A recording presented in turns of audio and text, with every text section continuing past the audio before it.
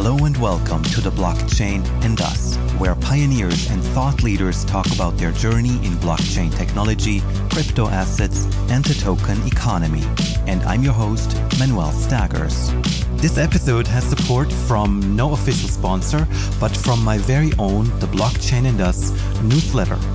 Get an email from me every 2 weeks with a very short summary of new podcast episodes so you can immediately pick those interviews you'd like to listen to. To stay up to date, just visit www.theblockchainandus.com and sign up today. My guest today is Dolfi Mueller. Dolfi is the mayor of Zug, a city in Switzerland with roughly 30,000 inhabitants, and the first city in the world that adopted Bitcoin in 2016 as a means of payment for official permits. Dolfi has a degree in law and economics. He is a licensed attorney and a teacher of law and economics at the Cantonal School of Zug. The city also has additional pilots, such as an identity card on the blockchain. And now, to the interview. Many thanks, Dolfi Mueller, for being part of this show again. Yeah, it's a pleasure for me. The last time we spoke was about a year ago, at the beginning of 2017, for the Blockchain and Us documentary film. We made an interview there, and you spoke mostly about the Bitcoin experiment that you were in the middle of with the city of Zug. So would you just briefly explain what that experiment was about? Yeah, it was a very exciting story in our town. It was about the year 2013. There was a kind of UFO, a flying saucer landing here in Zug. There was these people from the crypto valley. And they started here in Zug, and first, how it is in Switzerland, we have been waiting what they are doing here. And after a certain time, we thought, okay, maybe this can be part of future. And we heard something about blockchain, we heard something about cryptocurrencies, especially Bitcoin. And so in May of 2016, we invited a student from the university, and he explained us in short terms what's the difference between blockchain and Bitcoin, all these things. And we didn't understand everything, but when we went to lunch, we said, okay, let's start this experiment. We will accept Bitcoin for the Zug immigration office. Not more than that. It's not for paying tax. It's just for these fees. These are very small fees. And this was the beginning, I would say, of a new period of the history of Zug in a way, because the reactions were surprising. We never expected that nearly the whole world would be coming to Zug. People from magazines, from TV stations, networks coming here because I think Bitcoin, blockchain, this is a really complicated thing. Nobody really understands what happens there. But we in Zug, we had a very easy story which nearly everybody can understand. And that's why I think the echo was so huge.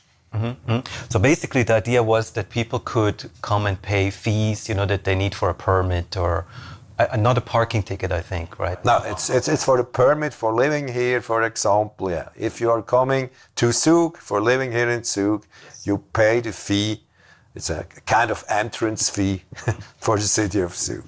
And instead of paying 20, 30, 50 Swiss francs, they would pay in a fraction of a Bitcoin. In a fraction of a Bitcoin, yeah. And so we got about, in the end, till now, we've got about 50 payments. It's not that much. But on the one hand, I must say, all these people coming to Zug, which are interested coming to Zug because they're working here in the crypto valley, they have a wallet with Bitcoins in it, and so it was usual that they pay it with Bitcoin. And the older part was about 20, 25 journalists. They were very interested seeing what we were doing there, and they saw it's really easy, this peer-to-peer payment from the private wallet to the wallet of the city of Zug. And so, yeah, we had about 50 payments like this. And at the moment, it's not going on anymore because the payment for the transaction for the miners is too high. And that's why this business is not going on at the moment. But we said, okay, we won't give it up. We won't give it up. Maybe it's coming back. And I think it's not a good message to finish this now. Maybe we got other clients, but I think the symbol impact was really huge, and we don't regret that we have done this. And after that, we made new experience then. I think it was the beginning of this pioneer time a little bit in Zug, and that's why people, for example, from the University of Lucerne, they said, we want to do something with you, something new. And this is the idea of a digital ID based on blockchain. Mm-hmm. Not in a centralized computer with all these data problems we have. We do it, we are looking for a solution which we can keep data sovereignty of everybody which owns such a digital ID. So sorry to interrupt, but this was an idea that came out of accepting Bitcoin. So then you thought there are other applications of blockchain technology. Let's explore them. Let's look at maybe ID and other things to come maybe. So that's basically was the most of the value that you got out of of that pilot. I think they thought, okay, these guys from the city administration of Zug, usually politicians, but these guys are open for such new ideas. And that's why they said, okay, we want to try this with you. You are our partners for this.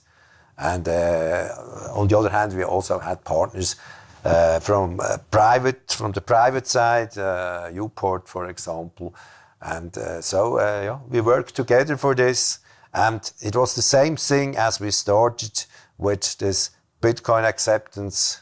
We didn't ask our experts in the house. We said, okay, it was a success first time, we do it again. And then I think it was about June 2017, we informed our press in Zug that we will do that. But in the end of the year, then we started the experiment. And the first step was that we said, okay, now, people of Zug, you can make such a digital ID, come to our immigration office, make your application, we check your name, your identity, and after that, the starting was a little success because we have now at the moment more than 150 persons from Zug which have such a digital ID, and we have no use cases so far. But I think this is important for us. We can't do that only in a theoretical manner. I think we have to create benefit for the people of Zug, maybe with very simple use cases. For example, if you want to rent a city bike, you only need this digital ID, not more than that. You don't have to make a deposit. It's enough if you have this digital ID, or, for example, if you want to rent a book in the city library, or if you want to have a public room from the city, you don't need a special key anymore. It's enough having this digital ID. Different things like this. And what I feel is that people from the city administration, they also feel as pioneers, and they say, okay, Dolfi, I want to help you to create new use cases. And we have made a kind of competition in the city administration. We said, okay, people who bring the best ideas, they can make this project somewhere in an alpine hotel in Switzerland. So it's a kind of prize they got for this work. And yeah, I think people are now really enthusiastic about this. We have also other people, not everybody feels like a pioneer, not everybody is so open, but much more people than I expected. They were really on the way now of this new city administration. And so yeah, it was a good experience. Mm-hmm. And it really put Zug on the map too. I mean, it was, you showed me this map, you know, with all these world influencer cities, and there's Zug as well with all other big cities. And I mean, you know, I grew up in Switzerland, of course, I knew about Zug, but now when I go to America, to China, to other, you know, foreign countries, they ask me what is the situation like, you know, with cryptocurrencies in Zug. And so, I mean, that was a fantastic play, right, to put Zug on the map as well. It's a kind of miracle. It happened. Really, yeah. A member of the city council was in Italy. They had problems with their car, and somebody, an old Italian lady, came to my colleague and said, "Ah, you are coming from Zug. You are from the Bitcoin Valley." And okay, it's nearly impossible. But okay, this is. I think it's an idea which has to become bigger and bigger. It's an idea with great potential for future, and it's a good story. It's a good story. Yeah, it's a good story, but it's also, there's not that many places where you can do what you can do here, right? I mean, there's many international companies coming here and incorporating their foundations here. So yeah, that I think was also another pioneering thing. So it's not just a press story. I think it's also innovation. It's real. Yeah, that's true. For example, Swiss government, Bundesrat Schneider-Ammann, Minister of Economy, and his colleagues, they say, okay, we want to become not Crypto Valley Zug, we want to become Crypto Valley Switzerland. And they know it's important having good rules, soft legislation, I would say. Don't suppress what's happening. But on the other hand, we have one real problem here because banks are not really interested having these clients here in Switzerland, and so some of these startup firms have to get the relationship to banks in Liechtenstein, for example. And I think that's not a good sign. It's not a good sign. But I heard now that the situation in Switzerland will be getting better because banks have made a step more in the right direction. And so I hope that they won't kill.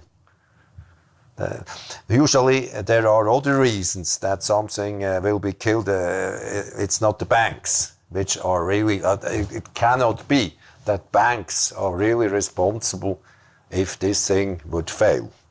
And I think they feel the pressure a little bit, and I think it's getting better now. In our last interview, you talked about that as well, where you said you tried to bring bankers from Zug together with companies who deal with cryptocurrencies, and there was a tension in the room, in a sense, right? You said where they didn't really get on a common ground. Yeah. Have you seen a change there, or do you think it's gotten even worse? Yeah, for example, Kantonalbank of Zug. So it's now you can see it also on the internet. We accept relationship to such firms, but under certain conditions. And now it depends on the kind of condition. And I would say part of these conditions are still too severe, it's too hard, and I think, yeah, they have to make it better now. But if the Minister of Economy in Switzerland says, hey, please, that's your task in the Swiss economy to give the people a good infrastructure in the end. So I think this hint is so important, and they cannot suppress it. Oder wie sagt man dem? Ja. Deny it, you said. You the last cannot time. deny it. Das ist, Yeah, you can't deny it. Yeah. And you also said in our last interview, you said these things are coming if we want or not. So better get on board instead of losing out or missing the train or missing important learning lessons and innovation lessons. That's true. I say in the heart, I'm an analogical person. I'm in a way I'm too old for being a digital native. That's impossible. But on the one hand, it's so interesting, and on the other hand, I always say, if I'm afraid of something, I really want to know what's happening. And I think this was the main experience we made here in Zug. We saw, okay, make this step, and after that, yeah, I feel much better now. If I had denied it, if I would have said, oh, the risk is too high, I think one of the best experiences in my life would have been I had missed this experience, and this would be a pity. And I said it's the situation in the city administration is the same. I think if the bosses say just do that, then also our staff will do the same thing. And yeah, that's really good experience. Maybe there is some risk also. We can talk about risk, reputation risk, for example. But I don't feel that like this is many. There are some people which are kind of, wie sagt man, Cassandra people, but usually the majority of people understands what you are doing, and more. They say maybe 2 years ago it was so new, and now we have so many conferences here in Zug. I think they say, hey, that's not only a joke, it's much more.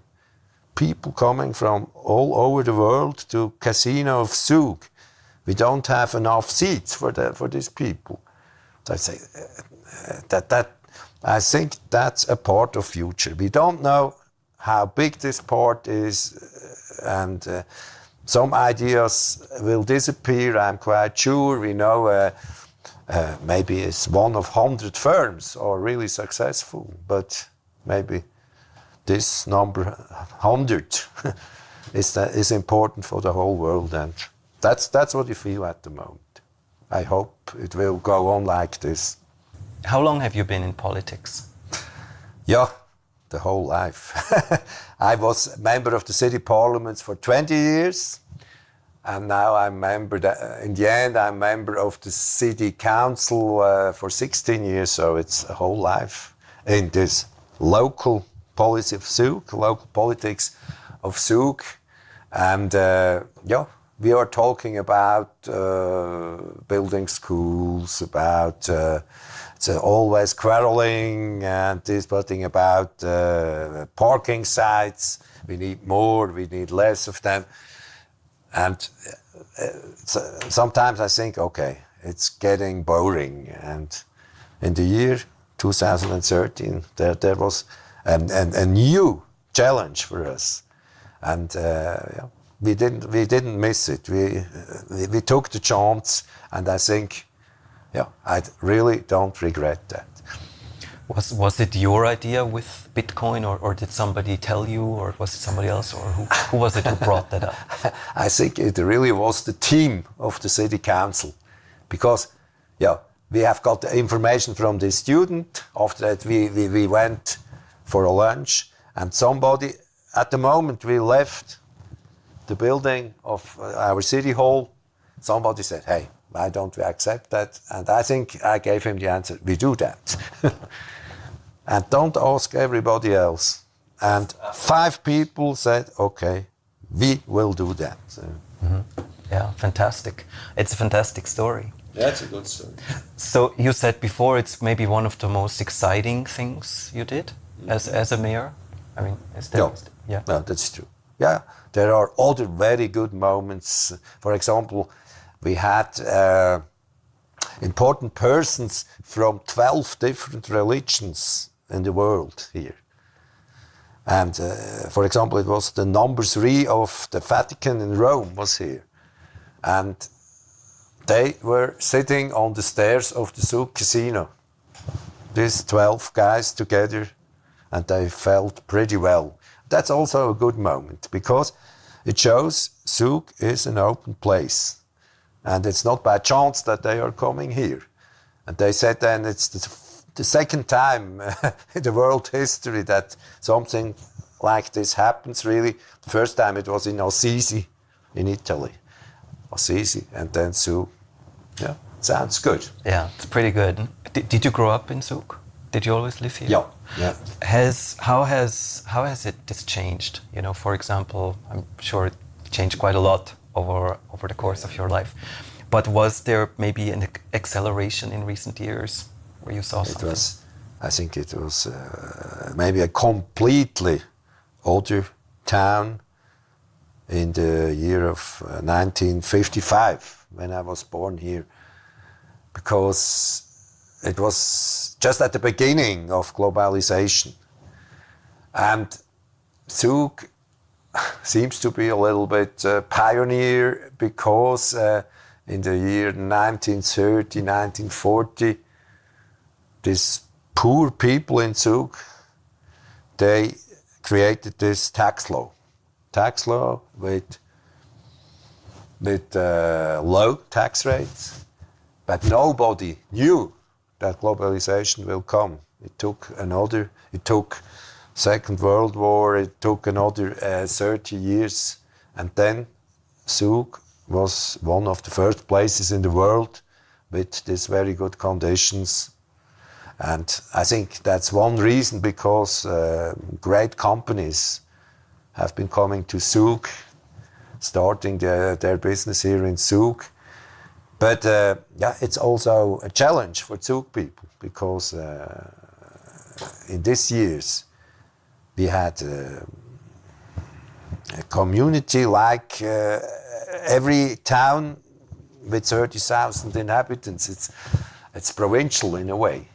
And now we have to make the step from this provinciality to an urban situation, and not everybody in Zug can make these big steps, and so it's very important that the city government, for example, tries to keep the balance. And so we say, okay, we are open for Crypto Valley, but we are also open for tradition and community, because we don't want to lose people on the way to Crypto Valley. In a way, they have to accept these steps, and they have more. They have to tolerate what you are doing here, and I think we are on the way to that. But what happened? Did you get complaints about certain companies, or what happened there? There are complaints. There always have been complaints about Mark Rich. That's all these stories.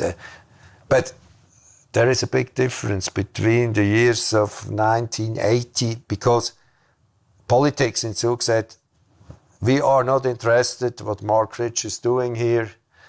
It's not necessary having transparency. He knows what he wants to do. And now we want to have transparency about all these things, because I think they have so much influence. We want to know what they are doing.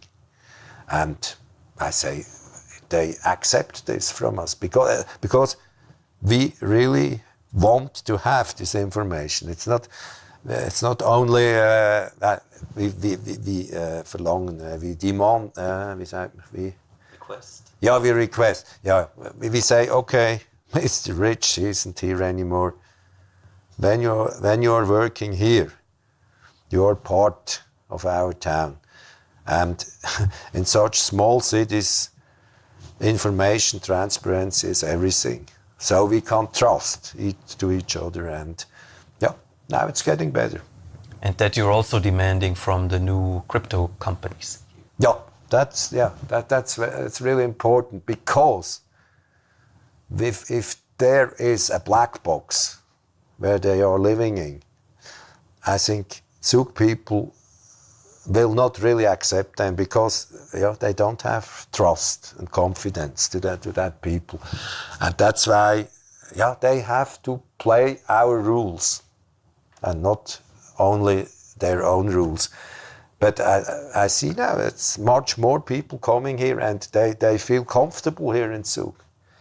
That's also because private companies, they are organizing, for example, conferences. They are organizing this ecosystem of Zug, and it's good people. I really like working together with these people. I have confidence to these people, and so I hope we won't have any black sheep. And so far, I haven't made the experience to meet people which are criminal or so. It's a kind of feeling in the stomach. But maybe there are exceptions. You cannot exclude this. But I think it's better having a certain trust to these people, because it's not just money. It's that they have ideas. They really want to change the world, and it's not only the thing to get rich and richer. It's more than that. Most of these people. How important is that aspect, the aspect of changing the world and this decentralization paradigm? How important is that for you? Yeah, personally for me it's very important, because I say I'm a person which likes to be independent. I don't like hierarchies. Okay, I'm on the top of the hierarchy of our town, but that's much better than being a part of this if you're on top. And I think Switzerland is a country which is very democratic and very decentralized, and that's why I'm the president of this city.